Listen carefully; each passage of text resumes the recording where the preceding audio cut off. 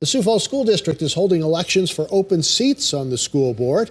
KELOLAND's Renee Ortiz introduces us to the candidates. The upcoming school board election has 2 open seats up for grabs. Both are 2-year positions. Let's meet the 5 candidates. Before joining the school district in 2021, Mark Murrin taught and coached for 42 years. He says he's running again for the students. I want K through 3 doing reading and math by 3rd grade at their grade level.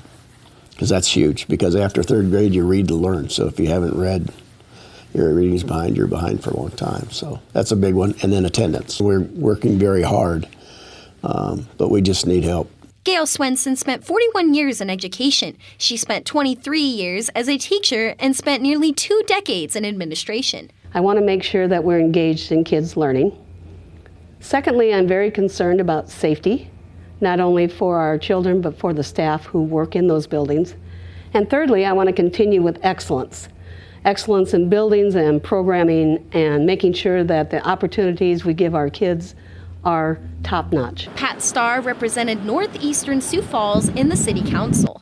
Now, he's focusing on creating more transparency between the public and the district. Continue to take care of every dollar in taxes that people pay in our community needs to be used to the fullest that we can. So I want to see the board and the school district be more open and transparent with what they do, the activities, that we include more people in our school system so that we get the feeling of the community of how we want things to go forward. Bobby Tibbetts feels connected to the Sioux Falls School District because of her 2 children and volunteering as a mentor. She wants to bring her executive leadership skills to the board. Come prepared to meetings. I think being able to read through agenda items, have conversations with teachers, have conversations with principals, have conversations with community partners that can help create solutions, and come to these meetings to really have engaged dialogue and engaged discussion so that we're doers. Stuart Whitlet has taught for decades across the U.S. and in Asia.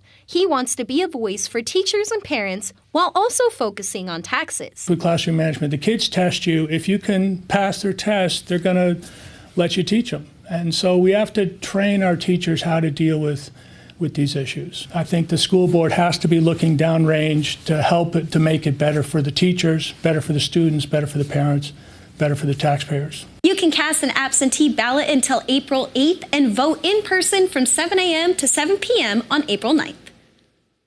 KELOLAND News will bring you the results of the election on air and online. You can find an in-depth report on each of the candidates attached to this story on KELOLAND.com.